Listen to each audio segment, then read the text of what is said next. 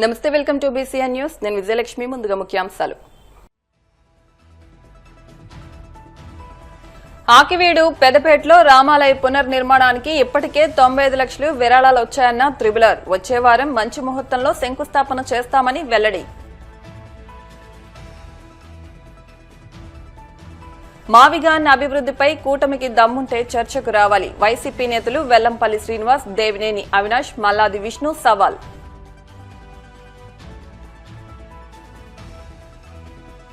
వాడపల్లి వెంకన్న ఆలయంలో ప్రత్యేక పూజలు. మంగళ వాయిద్యాల నడుమ శ్రీ స్వామి అమ్మవార్లకు మేలుకొలుపు సేవ, ఈశ్వరలక్ష్మి హోమం.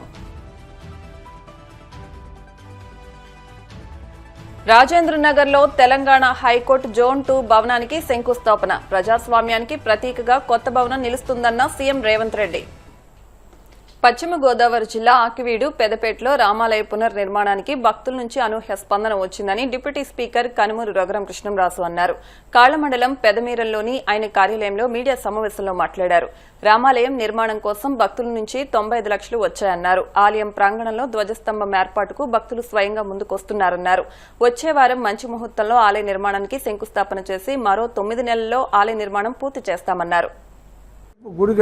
గుడి కట్టడం ఒక ఎత్తు, గుడి కట్టిన తర్వాత శాశ్వతంగా ధూపదీప నైవేద్యాలు వీటికి మెయింటెనెన్స్ చేయటం ఒక ఎత్తు.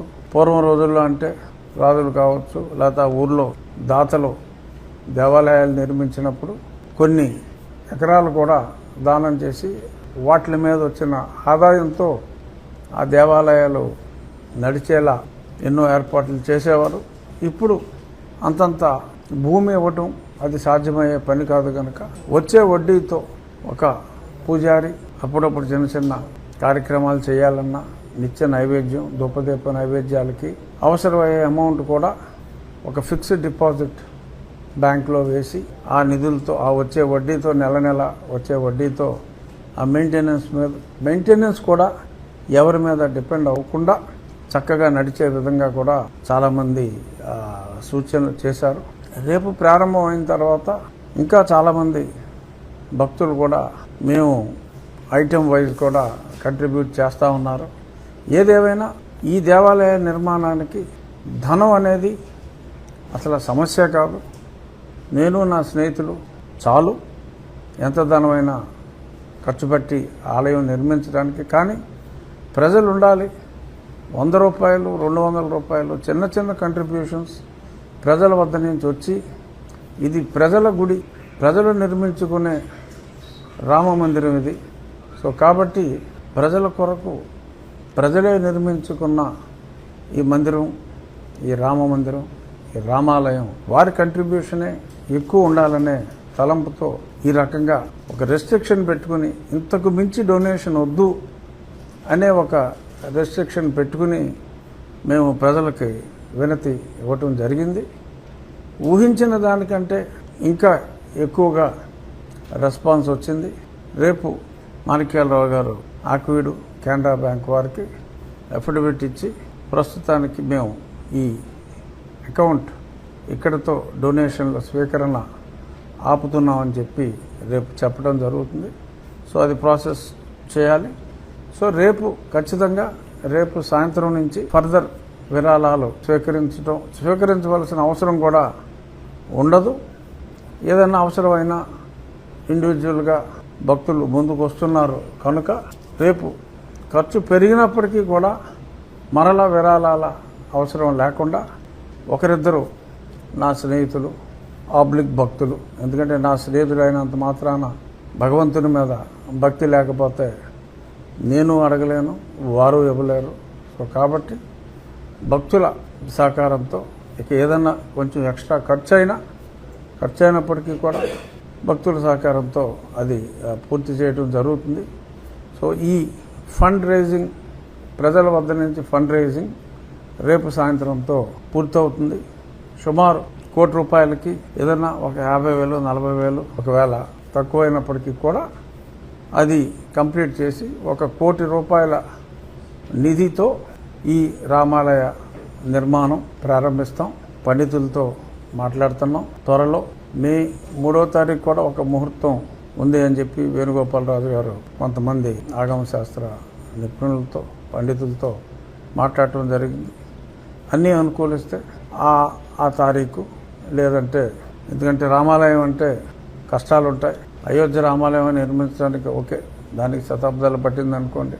ఇది ఎటువంటి బాలారిష్టాలు ఉండే అవకాశమే లేదు. ఏదైనా చిన్న చిన్న చికాకులు లాంటివి నీలి కుమారులు ఏదైనా ప్రయత్నాలు, వృధా ప్రయత్నాలు చేసినప్పటికీ రాష్ట్రంలో కూటమి ప్రభుత్వం అమరావతి చట్టం పేరుతో ప్రజలను భ్రమల్లో ముంచుతోందని వైసీపీ నేతలు మండిపడ్డారు. తాడేపల్లి వైసీపీ కేంద్ర కార్యాలయంలో జరిగిన మీడియా సమావేశంలో మాజీ మంత్రి వెల్లంపల్లి శ్రీనివాస్, ఎన్టీఆర్ జిల్లా అధ్యక్షుడు దేవినేని అవినాష్, మాజీ ఎమ్మెల్యే మల్లాది విష్ణు మాట్లాడుతూ వైఎస్ జగన్ ప్రతిపాదించిన మావిగాన్ అభివృద్ది కారిడార్పై చర్చకు సిద్దమా అని కూటమి నేతలకు సవాల్ విసిరారు. గతంలో 5 సంవత్సరాలు పరిపాలన చేశారు, ఇప్పుడు 2 సంవత్సరాలు పరిపాలన చేశారు. మీరు 7 ఏళ్లలో అమరావతిలో మీరు చేసింది ఏంటని చూపెట్టే దమ్ము ధైర్యం మీకుందా? అది కాకుండా కేవలం ప్రజల్ని మభ్యపెట్టి ప్రజల్ని ఏమార్చే విధంగా మిగతా వాడు చేసే తప్పుల్ని ఎత్తు చూపెట్టకుండా కేవలం అమరావతి గురించే మాట్లాడుకునే విధంగా ప్రజల్ని భ్రమంలో తీసుకెళ్ళడానికి తప్ప మీరు చేసినది ఏది కూడా ఇవన్నీ డ్రామాలని చెప్పి ప్రజలందరికీ కూడా తెలుసు. అదేవిధంగా పోనీ బిల్లు అయ్యేంత వరకు ఒక విధంగా మాట్లాడారు. ఇప్పుడు బిల్లు అయిన తర్వాత చంద్రబాబు నాయుడు ఏం మాట్లాడు, రాజధాని అనేది నిరంతర ప్రక్రియ అంట, ఎప్పుడు పూర్తవుతో చెప్పలేడంట. గతంలో 2028కి ముందే మేము అన్ని ప్రారంభిస్తామని చెప్పని మీ నోటితోనే చెప్పింది.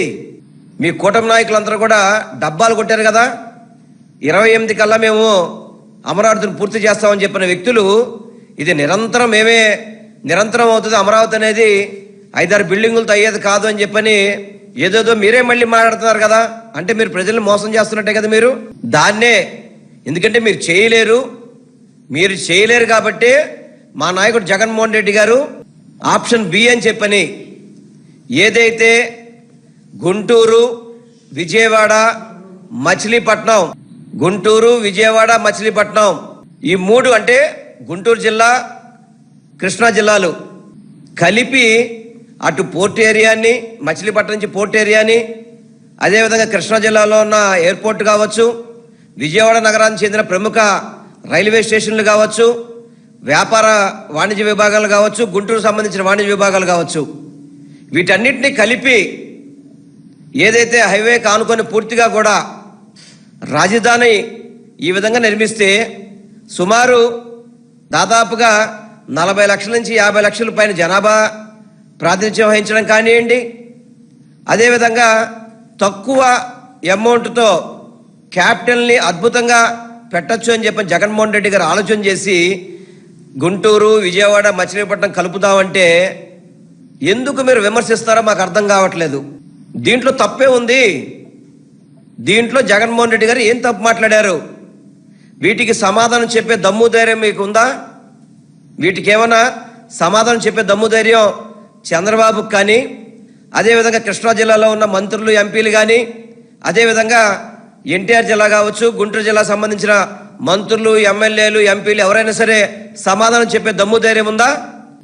మీరు మాట్లాడితే 2 లక్షల కోట్లు ఖర్చు పెట్టాలి, 2 లక్షల కోట్లు ఖర్చు పెడితే వచ్చేది రోడ్లు, డ్రైనేజీలు, లైటింగ్కు, వీటి కోసం మీరు 2 లక్షల కోట్లు ఖర్చు పెట్టి అమరావతిలో ఏం సాధిస్తారని చెప్పని ఏముందని మీరు ఎంతమంది ప్రజల్ని మోసం చేస్తారు. మీరు అమరావతి కోసం అని చెప్పని చుట్టుపక్కల ప్రాంతాల్లో ఉన్న భూములన్నింటినీ కూడా గ్రీన్ జోన్ అని చెప్పని ఎంతమంది రైతుల్ని మీరు ఇబ్బంది పెడతారు, ఎంతమంది అదేవిధంగా పొలాలు అమ్ముకోవడానికన్నా గ్రీన్ జోన్ అని చెప్పని మీరు ఎంతమందిని ఇబ్బంది పెట్టారు. గతంలో మీరు 2014 నుంచి 19 వరకు ఇటు కంకిపాడు కానీ, ఇటు పెనమలూరు కాన్స్టిట్యున్సీలు కానీ, ఇటు గన్నవరం కాన్స్టిట్యున్సీలు కానీ, ఇటు మైలవరం కాన్స్టిట్యున్సీలు కానీ, ఇటు మంగళగిరి కాన్స్టిట్యున్సీలు కానీ గ్రీన్ జోన్ పేరుతో ఎంతమందిని మీరు ఇబ్బంది పెట్టారు. అంటే మీరు అమరావతిలో ఏదో మీ యొక్క బినామీ స్థలాలు ఉన్నాయని చెప్పని వాటి కోసం అని చెప్పని మిగతా స్థలాలన్నింటినీ కూడా గ్రీన్ జోన్ అని పెడతారు మీరు. ఇదేనా మీరు అమరావతి మీద చెప్పే నిర్ణయాలు? ఇవేనా మీరు చెప్పేది?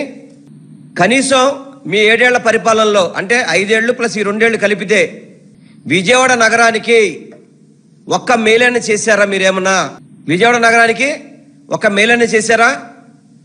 కేవలం ఫ్లైఓవర్ శంకుస్థాపన పరిమితమయ్యారు మీరు 5 ఏళ్లలో. గత 5 ఏళ్లలో కోనసీమ తిరుమలగా వద్దులుతున్న వాడపల్లి శ్రీ వెంకటేశ్వర స్వామి ఆలయంలో సోమవారం ప్రత్యేక పూజలు వైభవంగా నిర్వహించారు. మంగళ వాయిద్యాల నడుమ శ్రీ స్వామి అమ్మవార్లకు మేల్కొలుపు సేవను నిర్వహించిన అనంతరం ఐశ్వర్యలక్ష్మి హోమాన్ని జరిపించారు. అర్చకులు శ్రీ స్వామి అమ్మవార్ల వసంత మండపంలో అష్టోత్తర పూజలు నిర్వహించగా ప్రత్యేక అలంకరణలో ఉన్న స్వామిని దర్శించుకుని భక్తులు తరించిపోయారు.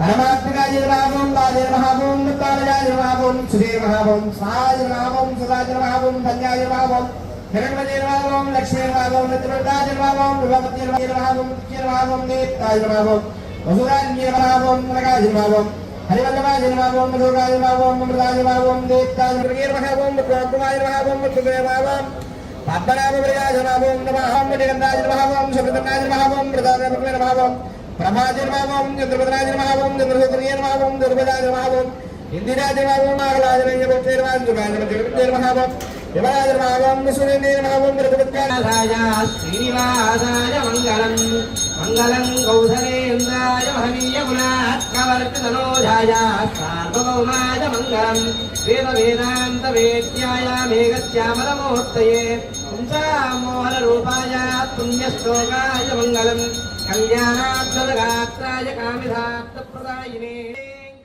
పశ్చిమ గోదావరి జిల్లా నర్సాపురం బీజేపీ ఆధ్వర్యంలో శుభమస్తు ఫంక్షన్ హాల్లో పండిట్ దీన్ దయాళ్ ఉపాధ్యాయ ప్రశిక్షణ మహా అభియాన్ కార్యక్రమం జరిగింది. ఈ కార్యక్రమానికి ముఖ్య అతిథులుగా బీజేపీ జిల్లా అధ్యక్షురాలు అయినంపూడి శ్రీదేవి, జిల్లా కార్యదర్శి మునుకోటి వెంకటేశ్వరరావు, నర్సాపురం టౌన్ ప్రెసిడెంట్ రావూరి ప్రసాదులు పాల్గొన్నారు. ఈ కార్యక్రమంలో చిన్నారుల నృత్య ప్రదర్శన చూపర్లను ఆకట్టుకుంది. ఈ సందర్భంగా జిల్లా అధ్యక్షురాలు శ్రీదేవి మాట్లాడుతూ ప్రశిక్షణ కార్యక్రమం ఈ నెల 7వ తారీఖు నుండి 5వ తారీఖు వరకు జరగనుందని తెలియజేశారు. ఈ కార్యక్రమంలో గన్నాబతుల సత్యవతి, ఎలపకుర్తి ప్రకాష్, కబడ్డీ, కొప్పతి వేణుగోపాల్, బీజేపీ నాయకులు పాల్గొన్నారు. అందరికీ తెలుసు మనం ప్రశిక్షణ కార్యక్రమం ప్రశిక్షణలో ఈ నెల 7వ తారీఖు మొదలుగుని 5వ తారీఖు దాకా ఏప్రిల్ మనకి సమయం ఇచ్చారు. 25 మండలాల్లో కూడా దిగ్విజయంగా ప్రశిక్షణ పండిత్ దీన్ దయాళ్ మహా అభియాన్ కార్యక్రమం ప్రశిక్షణ అభియాన్కి మనందరం కూడా చక్కగా అన్ని మండలాలు పూర్తి చేసుకుని వేళ ఇది 24వ మండలం.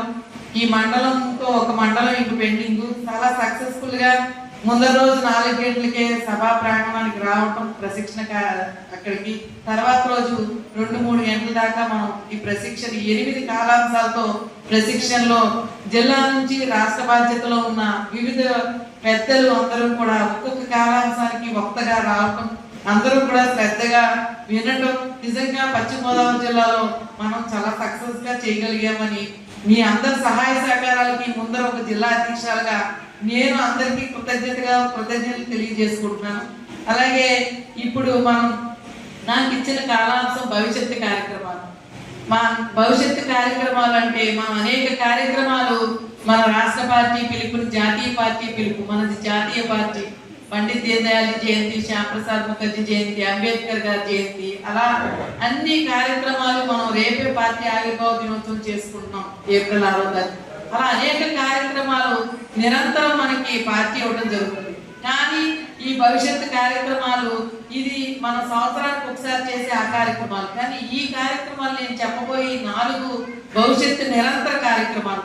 ఈ భవిష్యత్తు కార్యక్రమాలు మనకందరికీ పార్టీని బలోపేతం చేసే విధంగా, పార్టీకి ఒక ప్రజల్లోకి మనందరం కూడా కార్యకర్తలు తీసుకెళ్లే విధంగా తీర్చిదిద్ది మన ముందర ఉంచిన రాష్ట్ర అధ్యక్షులు పివిఎన్ మాధవ్ గారు మనకి ఒక స్ఫూర్తిగా మనకి. ఇప్పుడు కాసేపు ప్రకటనలు.